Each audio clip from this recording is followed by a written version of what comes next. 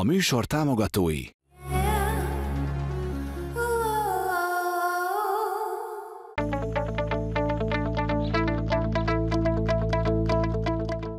az On The Spot stábjának munkáját a Szerencsejáték Zrt. Támogatja. Hogy a nagy tervek megvalósuljanak, ezért vagyunk itt. A műsor támogatója az Unicredit Bank.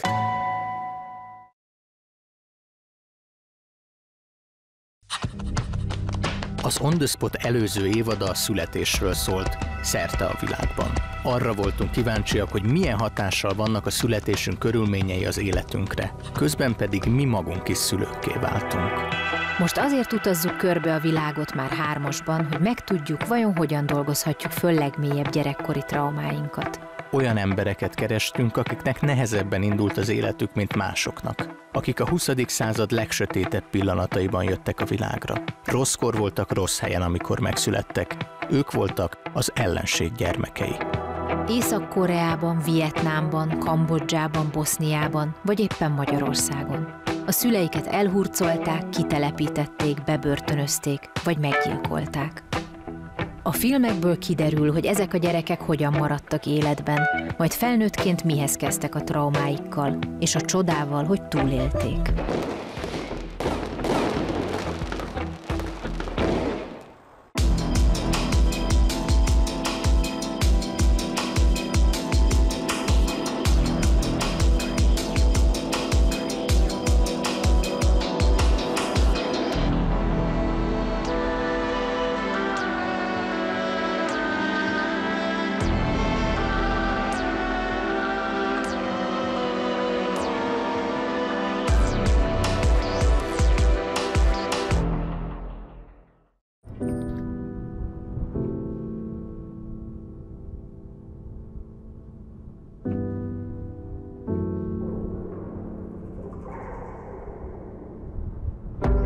Szarajevó, Bosznia-Hercegovina.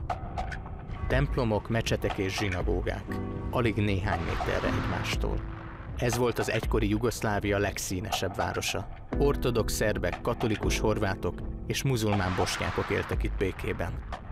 Egészen 1992-ig.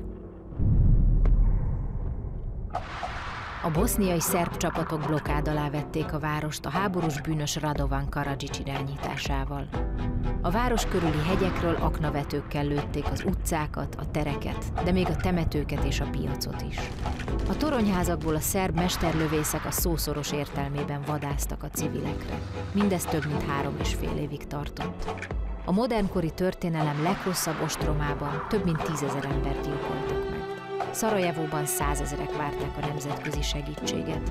A gyász és a rettegés a mindennapok részévé vált.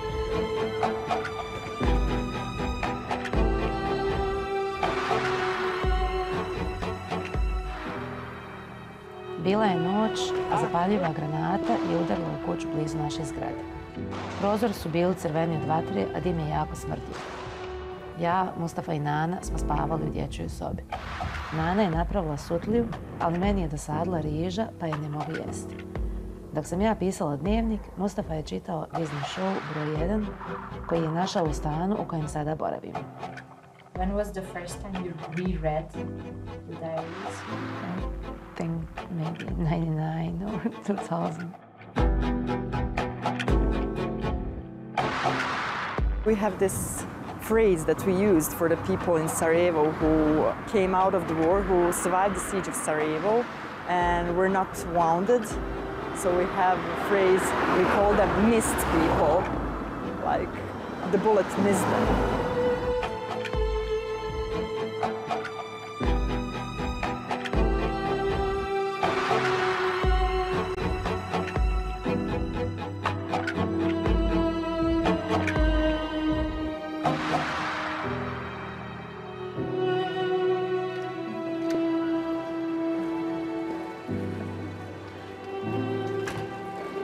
Here's the cathedral, and behind there will be my music school, where I went to my ballet classes. Sarajevo is famous for synagogue. Up there is cathedral, and there you have a mosque. And there you have Orthodox church too. That's the like Sarajevo, all religion. I had more friends during wartime. We were all giving and sharing all the time, and both love and food and water and everything. We're all just as a huge family. And now it's a much lonelier Sarajevo.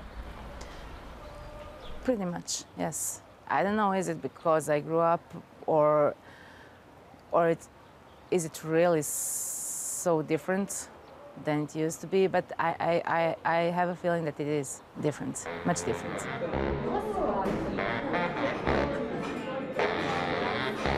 Извини, sorry. Извини, просто цигане.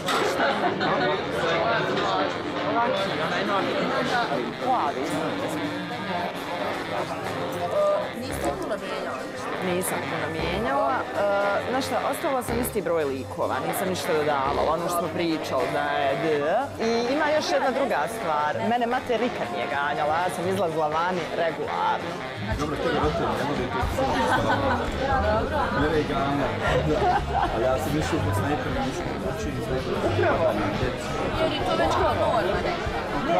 Ja s mame nisam išla u školu.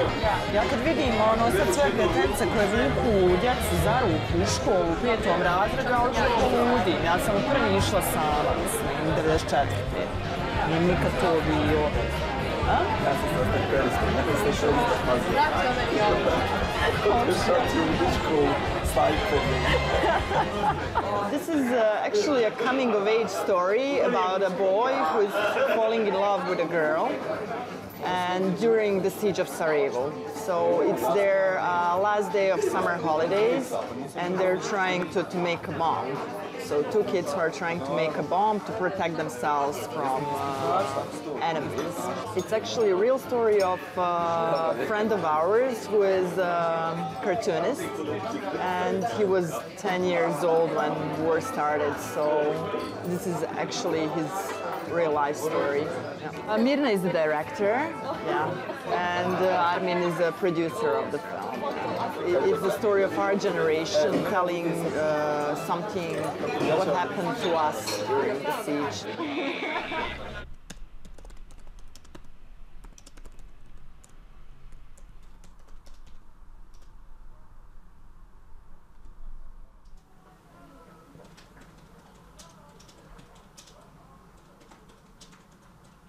I never thought that I would write anything about the war, because that's not the period that I'm living in right now. I was 4 years old during the war, and this is also my coming-of-age story, and this is a story of my childhood as much as it is about the childhood of this guy whose story this is. You know, in the everyday life we're not talking about war ever. When we talk about war, we joke about it. We're very brutal to ourselves also, because there is some certain kind of pride where you don't want to accept yourself as a victim. Yes, it was here. When I was having a math class, I begged Mom not to go. Come on, Mom, say I'm ill, I don't know, whatever. No, you have to go, Mel, you have to go. Then I was going all grumpy and full of hatred and everything, you know, it's a Saturday. Going to my class and then just heard a shot and a grenade fell. It fell up there somewhere, in some building up there. And I was thinking, climbing these stairs, I was thinking, okay, now when I get home, I'll tell Mom a grenade fell, I could get killed, I could die. A few hours later, after math class, I came back home and saw that a grenade fell in a building across ours. All the parts of the grenade went into our flats. My bed was all full of parts of grenades, meaning I would be dead. Definitely I would be dead if I didn't have that math class. My brother had luck, he had a piece of grenade ended up here, like just this close to his head. Szarajevó újvárosát lőtték aknavetővel a környező dombokról. A gránátok egy lakótelepen robbantak, lakóházak között. A harcok egész éjszaka folytatódtak. Reggel 7 óra körül újabb tüzérségi támadás kezdődött. A boszniai és krainai jugoszláv hadtest parancsnoka, Kukányac tábornok tagadta, hogy a hadsereg megostromolná Szarajevót, és hogy ők lőnék a várost.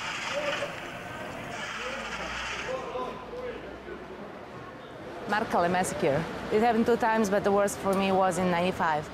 When it happened, I was in music school. Of course, our ballet class was over. We had to hide somewhere. I was 11.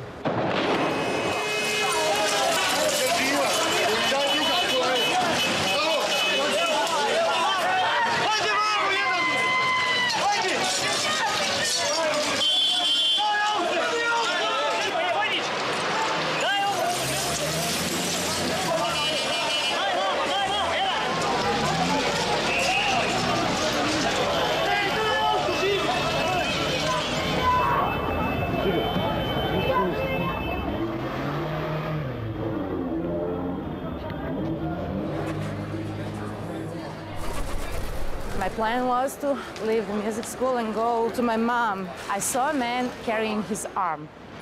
I will never forget it. His arm wasn't a part of his body. It wasn't connected to his body. He was carrying it, running across uphill. And it is like I can say the biggest trauma from my wartime, from those 4 years I lived under the siege. During war, I became religious. My grandma is a religious person, Muslim. She saw how am I afraid of getting killed, me and my parents, and she taught me who the God is and how do you pray to him and how he protects everything and everyone, and told me how to pray. In '92, when we were at my grandma's, there was an atomic shelter, and I spent the most of that year in that shelter. Sloboda građanima.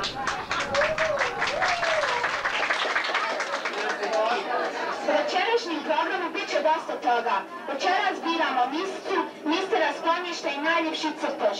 Kašli kad ti padaju po prozoru, možda će te suze sakriti, sami kad te ugledamo prolazu, dobro da ti čini. I ništa me i nije ostalo.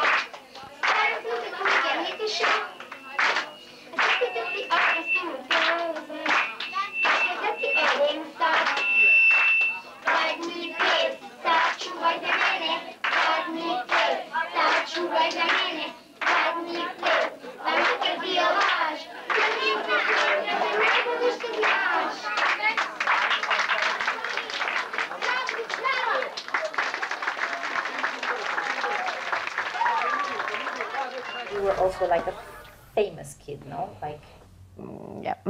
yeah. Yes, Right? yes, Like pretty famous. I was daring, I was popular.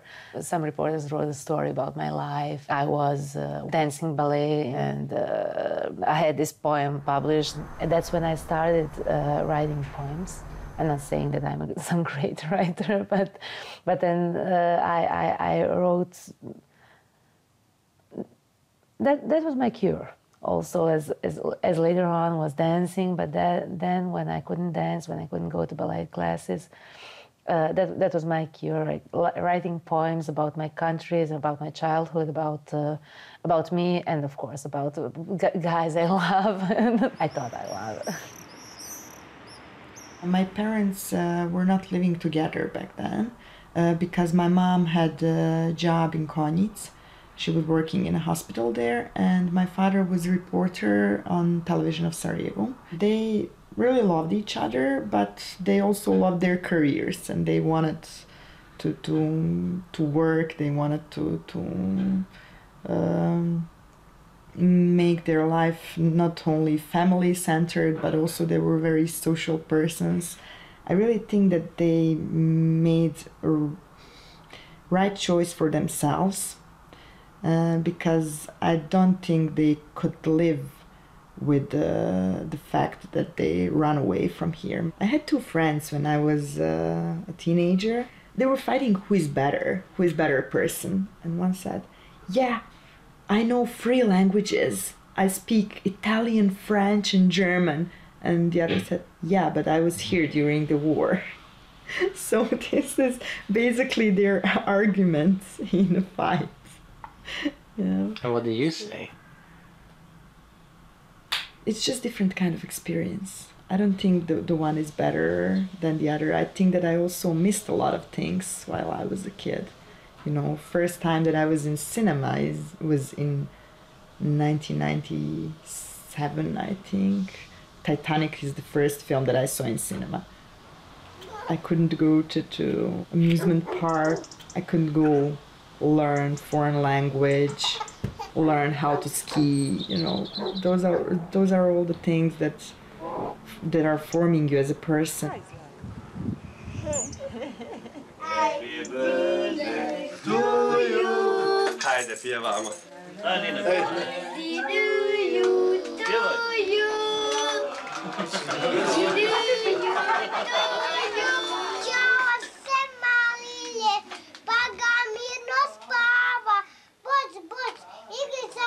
Nikoga ne dira ručicama.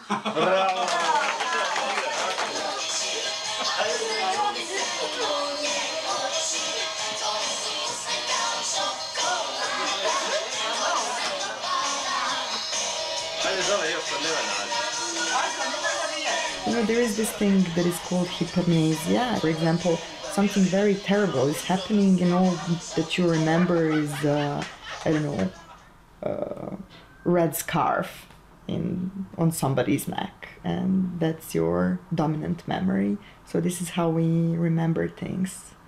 And especially when we're really small, you just remember some fragments that really meant something to you, but you don't know why. Valószínűleg így van ezzel Mela is. Ezen a titkos alagúton csempészték ki Szarajevóból az édesanyjával és a testvérével, akinek súlyos betegségén legközelebb Németországban tudtak segíteni. És aztán ugyanezen az alagúton jöttek haza, a még mindig ostrom alatt álló Szarajevóba. See how small I was the last time I went here in 95. I was walking through the tunnel and laughing at my brother and mom and dad because they had to walk like this and I could walk straight ahead. Just normal and jump and everything.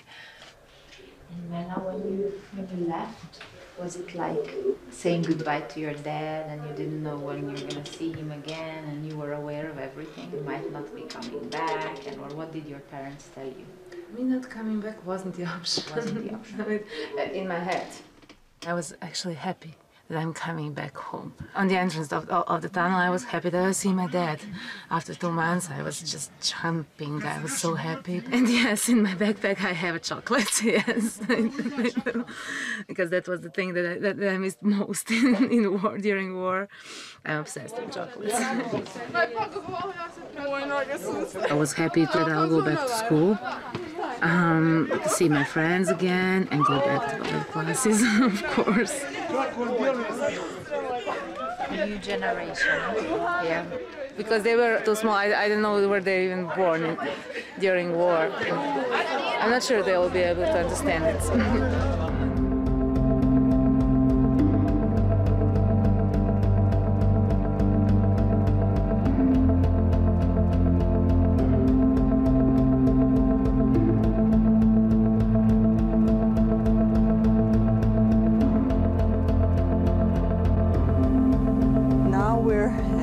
My building, this green area here, it was all split into parcels, and for the small gardens where we were growing our fruit and vegetables to have food to eat. So basically everything you see here, it was a parcel. We got this small part here. This was our garden over here. So we had spinach and onion, I think young onion, what else? Tomatoes and carrots. We had carrots, yeah. No, it's a funny story, you know, when you imagine what bizarre things you had to do to survive and what was normal back then. And the way that the old people acted, like you didn't really care about, okay, grenade, you know that it can kill you, but you cannot think about it every minute of your day. So you basically go back to your regular schedule and your agenda and you just do. You have to wash dishes, you have to grow vegetables, you have to, you know, clean your house, play around, have to go to school. 5 months before I started to go to school, a grenade fell and killed one of the teachers and 7 students. And my parents decided to send me to school anyway. Really? Because what could they do, you know? Not sending you to school. Well, what would they do with me? Nothing was safe, so you couldn't find one safer place than the others.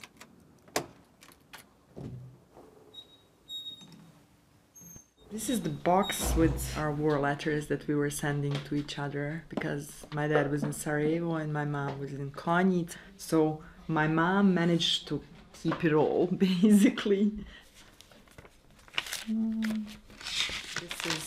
This is my grandmother's letter to my mom, from one side to my mom. And because I was so young back then and I couldn't read, she was making drawings for me. How sweet. She was drawing like house, some ducks, and then there is a note. I'm sending you a lot of chickens, so your mom can cook you one.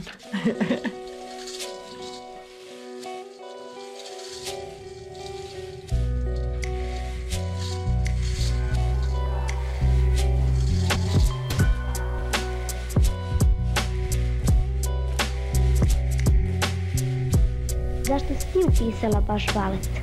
Odvijek sam željela da budem balerina. Šta si naučila na prvim časovima? Naučila sam prvu poziciju, releve, marširati i tako. Da li je teško uvježbati? Pa i nije baš tako kada želite da budete balerina. At the beginning of the war, 92-93, I was dancing through war, dancing through tough times and everything.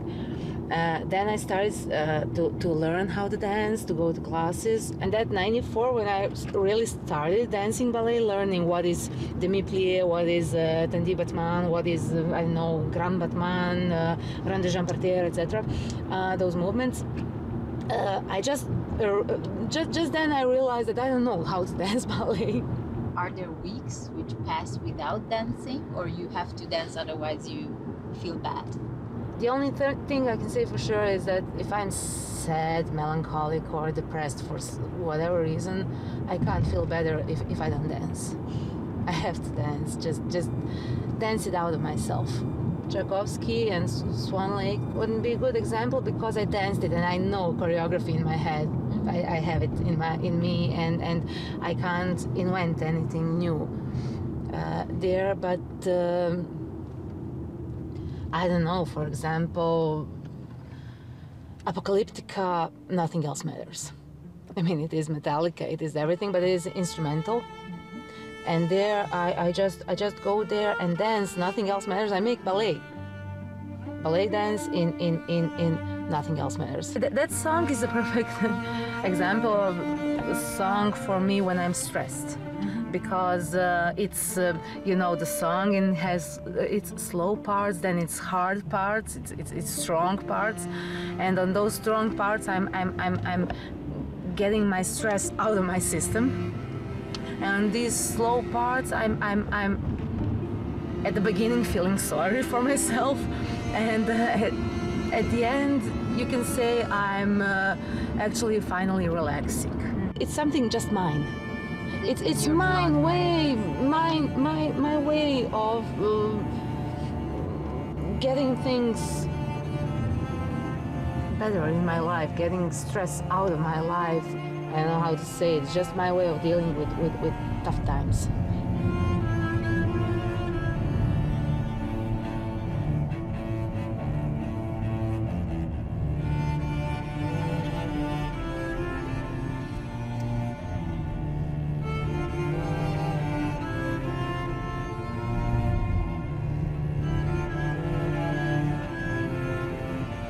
So mountains were really hateful to you. It's a strange thing when you live in Sarajevo that our enemies were on the mountains, and then you hate mountains, you're scared of mountains. You know, when you can see mountains, then people from mountains can see you and can shoot you. October 2008, I was there in London on vacation with my friend. Last day of vacation, I was crossing the street and I got hit by a bus. Double-decker in London, yes. I was clinically dead for, I think, some 15 or 16 seconds. I was dead. I was in coma for 4 weeks. I had amnesia, total amnesia. I barely recognized my brother. At the first moment, the first glance, I saw him, I thought, okay, who are you? But then I recognized them, and it was more or less okay. But then I returned to Sarajevo, and a bunch of my friends came to airport to wait for me. I didn't recognize any one of them. I had no idea who are those people. It took me, well, around four or 5 or even 5 years, and a good psychologist to recover. How does it work, the psychotherapy, to get back the memories? I had to bring my photographs and just look there and explain to my therapist, where is this, who is this, what did you do here, how did you feel then? And then that's how he would wake up my memories, and that's how it happened. Even doctor who saved my life, even he told that it was God's miracle that I survived. That no one expected that I'll survive. It was God saved me.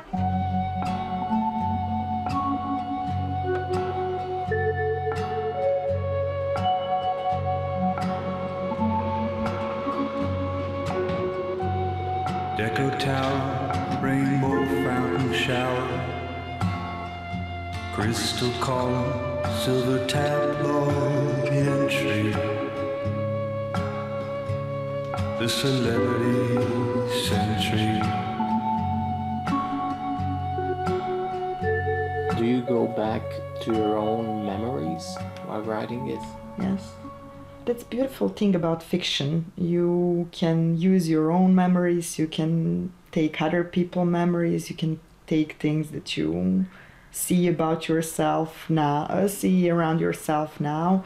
So basically when you're composing all that fragments, then the fiction is made. And it's always with the fiction that you can never write about something that you don't have in your own experience. You can see things, but you cannot see it through somebody else's eyes. You can only see them through your eyes. Do you remember when you realized that it was a war? Or when you first heard and maybe didn't understand? For me, it was pretty late because it was 1993. As I told you, in Konjic, you couldn't really know that it's war. And in 1993, my mom took me to see our cousins in Čapljina. That's a small city in Herzegovina. And we were going with this ambulance car that went to Split to pick up the oxygen bottles for the hospital. And when we were coming back from Čapljina, I remembered that they started shooting on us in front of the hospital. That's the first time I really saw a bullet, and that I realized that something is really wrong. Did you fear from death? Yes, but mostly because I was 5 years old and I was mostly scared of the feeling that my mom is scared, because I didn't really realize that bullet can kill you. I felt scared because I saw that my mom is in panic and that she cannot protect me.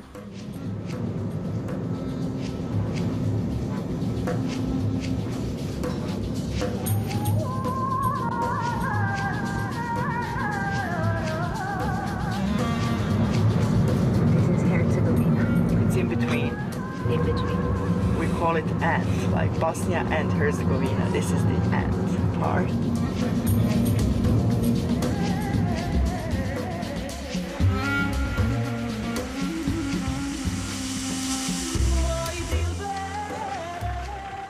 It actually happened here. Came here with a car, came from this hill and this other hill over here.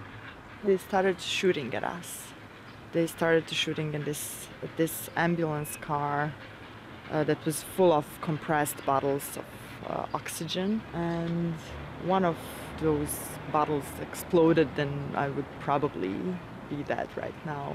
I remember that Mom was basically paralyzed and she was holding me between her knees and trying to protect me with her body. At one point, two of the guys that were working in the hospital, they went out through these doors and they were waving to the Bosnian army to start shooting at both other positions just to make them stop shooting at us. And they managed to do that, and at that moment these two guys came and took us out. And I remember when I entered that door that I couldn't feel my knees at all. And I did this. Just fell on the floor. And I was totally conscious. I realized everything, but just I couldn't feel my body at all. Trebate nešto da snimate, ili kako? Jel problem? Jest problem, nemate zapošljavanja nikog, nemate ništa. Možemo pitati neko da Možete direktorice pitati dole na upravi, pa onda da snimate. Nije problem. Ali ne snimamo ljude, snimamo Pa samo mene snimate ispred. flaše sada, evo sad snimate flaše od ksika i ovo. Dobro. Mislim, nije fair, nije rijed. Ali dobro, jel nam treba dozvola za to? Treba. Svaka kuća bi trebala imati neki rijed svoj da se upita portir, da se neko upita. Kuća, ovo je ispred. Nije ispred, ovo je u bolnici, ima znak, to je urgentni centar, evo da vidite. Dobro, ja se izvinjam. Ništa, ali možemo razgovarati s direktoricom. Možete dole upravo se javiti, znači ono, dole zgradu, jeste, ne znam. Kako se zove direktorica? Suzana Begić. Begić, nije nikakav problem. Nema problema, upravo o njoj da ne bi mene pričam. neko sad... Neće vam niko praviti, znate šta, ja snimam, moja mama radi ovdje. Ja sam... Nema šta pričati, a dobro, ja mogu sad... Uopšte ne znam zašto mi se sad ovo dešava. Ja sam vas zbunjen i... Nema ništa.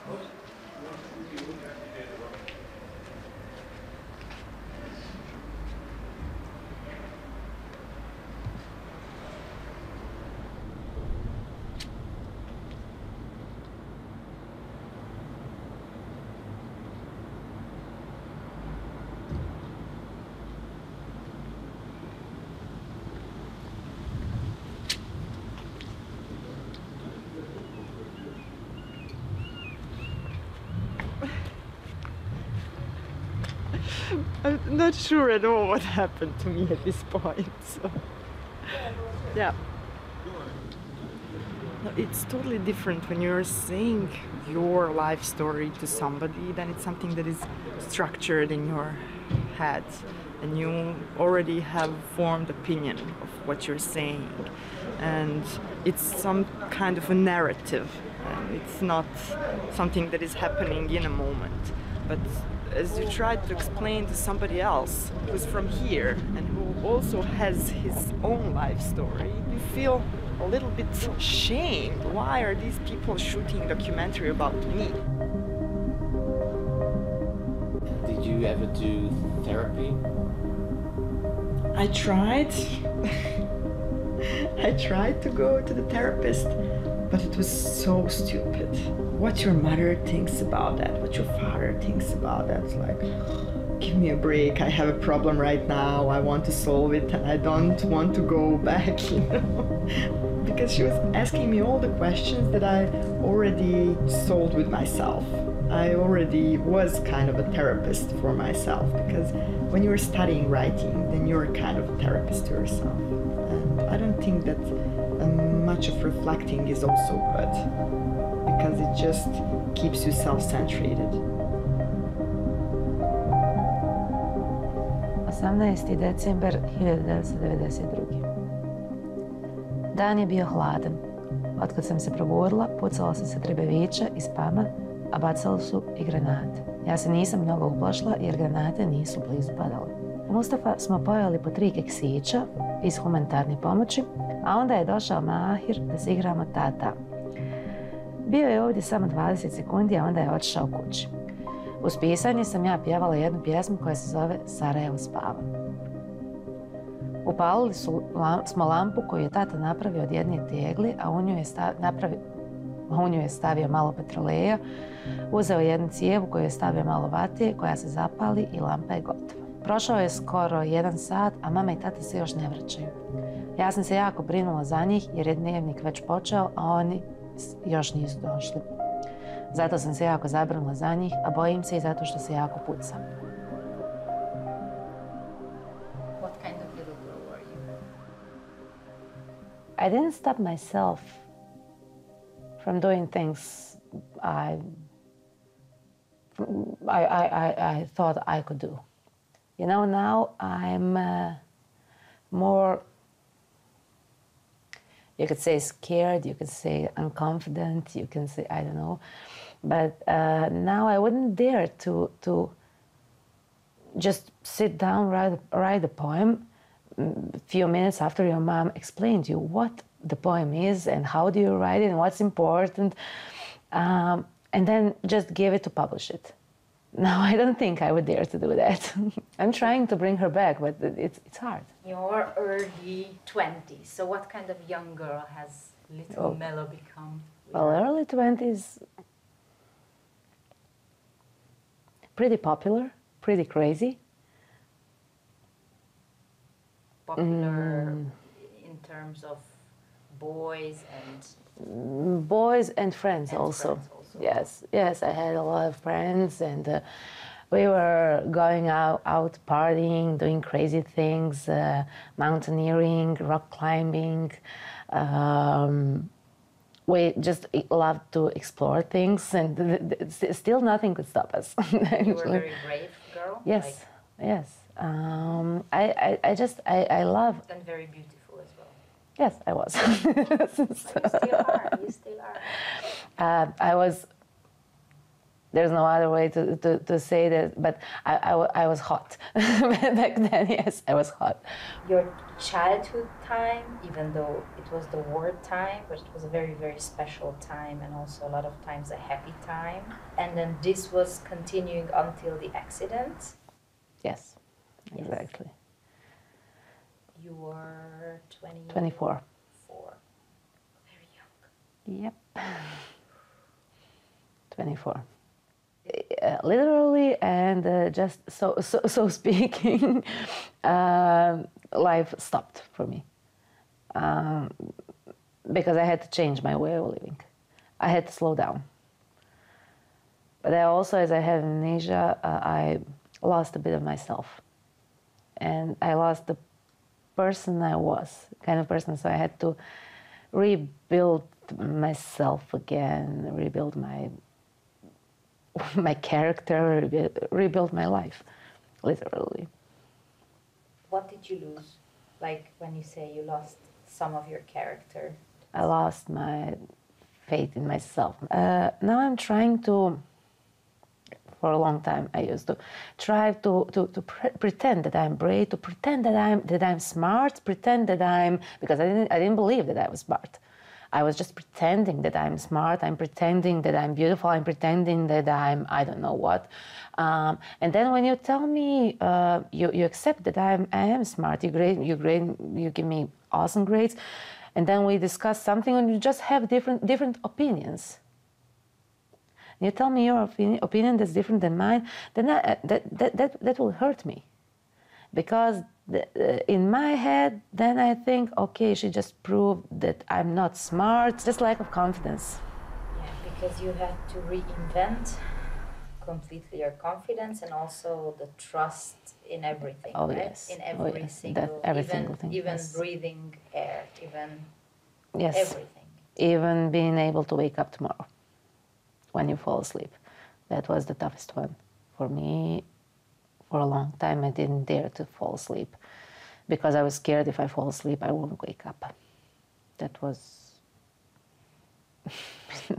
I think it took me at least 6 or 7 months. What happened after the amnesia, when you had to put the pieces together?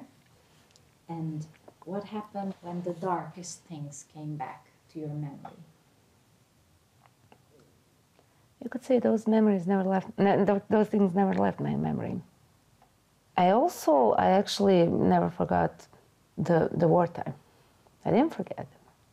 But weren't there some things which you had to face again after the accident? The things I had to relive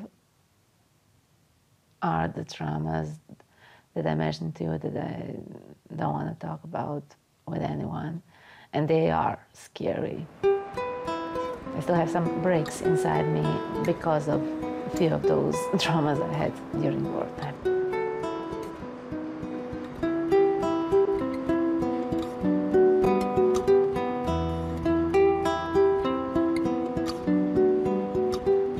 Actually, it was snowing. It was a nice winter day with a lot of snow. So all the kids from those 2 blocks came out to sled, and it was very quiet and very peaceful. You couldn't see the sign of the war that day. I was with my father. I was 6 years old back then, and there were a lot of kids there, really a lot. So we were doing that all day, like for 2-3 hours.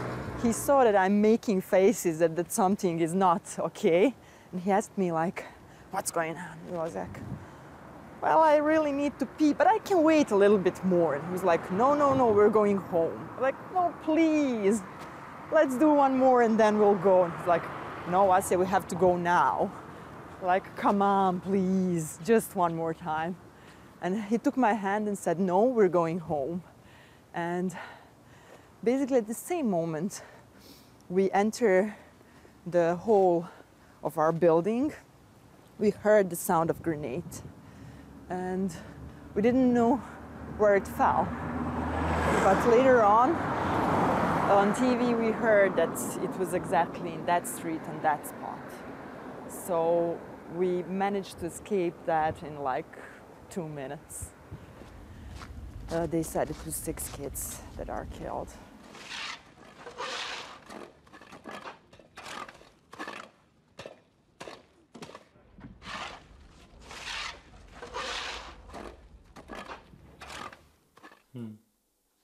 To je naš isto pitanje, ono, kao, otkud vam odluka da ne odete, znaš, odakle je poriv da ostaneš tu, jer realno, mnogi su otišli, mogu si otići.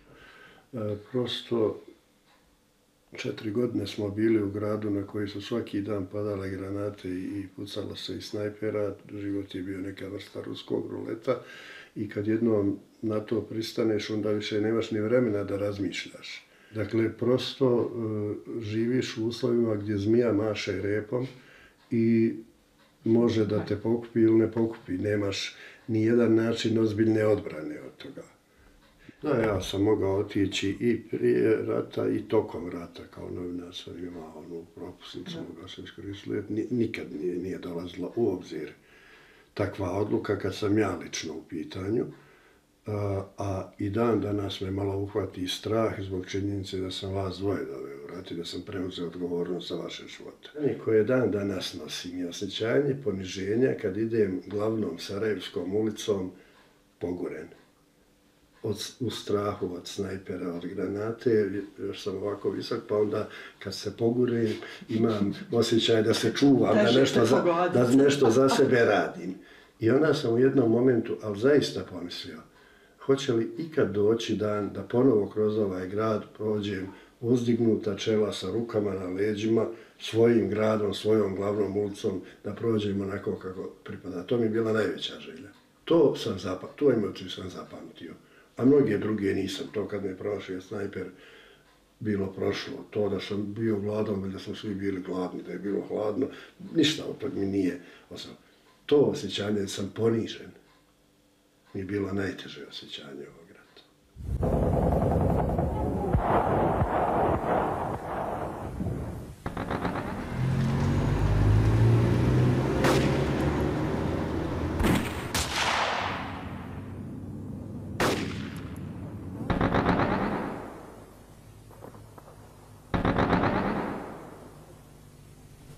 Ima nešto drugo. Ja dozvoljavam sebi da kažem da nas je taj rat u krajnjoj liniji sve učinio vrijednim ljudima. Kad si u situaciji, u graničnoj situaciji, kad donosiš ljudske odluke, biti ili ne biti, biti čovjek ili ne biti čovjek, to te na sreću odvede u pravcu da budeš čovjek, da budeš na moralnoj strani, da budeš na pozitivnoj strani cijele te priče i mislim da te to profiltrira definitivno kao čovjeka koji ima pravo da hoda ovom planetom uzdignute glave. Takva iskušenja donose samo ratovi. Definitivno, kad god sam razmišljala o tome i sad zaista čvrsto stojim pri stavu da je to jedna od najboljih stvari koja mi se mogla desiti da ne budem sebična i razmažena. To je ono, mislim, do određene mjere. Naravno. Ne možeš ne biti. Prođemo svi. To, ali da malo shvatiš da se svijet ne vrti oko tebe. Da su stvari oko tebe većinom važnije od tebe i da su životi mase vrijedniji od tvog jednog jedinog. Znaš, da nisi ti jedini na ovoj planeti koji je čiji je život vrijedan. Znaš, nas isto to kao pitali, kao šta ti misliš o tome što su tvoji roditelji za tebe donijeli odluku da budete tu. Da nisam zažalio, nisam se pokajao, ispala je sretna, ali moram priznati da je rizik koji sam preuzeo kad ste vas bio u pitanju bio preveliki i tu je samo sreća i Božje proviđenje učinilo svoje. Imao sam već dovoljno godina da sam bio svjestan činjenice da izbjeglištvo nije velika sreća. Da u izbjeglištvu čekaju iskušenja koja su na svoj način jako dramatična, da sa 40-45 godina života ne možeš ići u nove početke i moja odluka je bila jako čvrsta. Ma a déli órákban menekülteket szállító szerelvény érkezett a nagyatádi menekülttáborba, ahol azonnal elhelyezték és ellátták a végsődig kimerült és meggyötört embereket. Tudja meg a világ, hogy mi történik Boszniában. Nézzenek ránk, van, aki egy hete nem evett, földön futókká lettünk. Több mint 1,5 muzulmán jajszavai. Ezek gyerekek, nők, magatehetetlen idősek, betegek, de még sebesültek is. A megérkezés előtt alig fél órával az átélt izgalmaktól egy terhes nő idő előtt megszülte gyermekét. Az újszülöttet és édesanyját, valamint a betegeket a nagyatádi kórházba szállították. It's been 22 years since the war ended, and people still live in war. People still talk about, you shot us from that mountain, no, you killed us, you killed us, you killed us. Okay, for God's sake, yes, we killed each other. Let's talk about improving economy, let's talk about going to European Union or just something normal.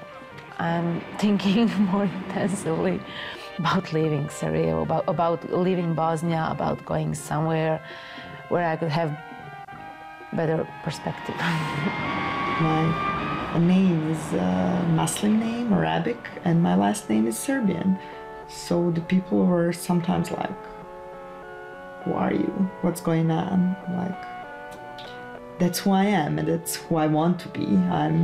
I'm the others. I'm the others in my own country. I'm Bosnian. I'm not either Muslim or Serb or Croat or whatever there is. I am Bosnian and Herzegovinian. We're not the masters of our own destiny. It's something that you cannot really affect. Things are happening to you and you're just floating through the life and accepting everything what comes your way.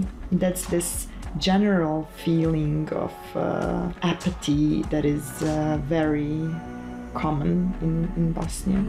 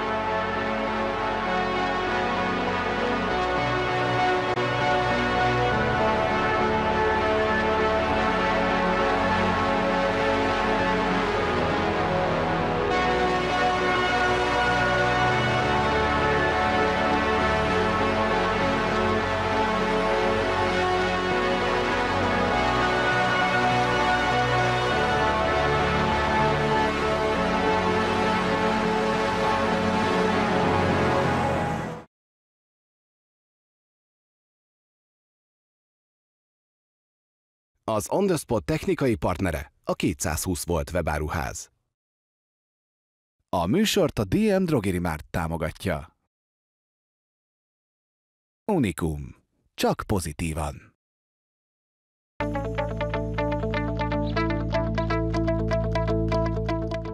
Az On The Spot stábjának munkáját a Szerencsejáték Zrt. Támogatja.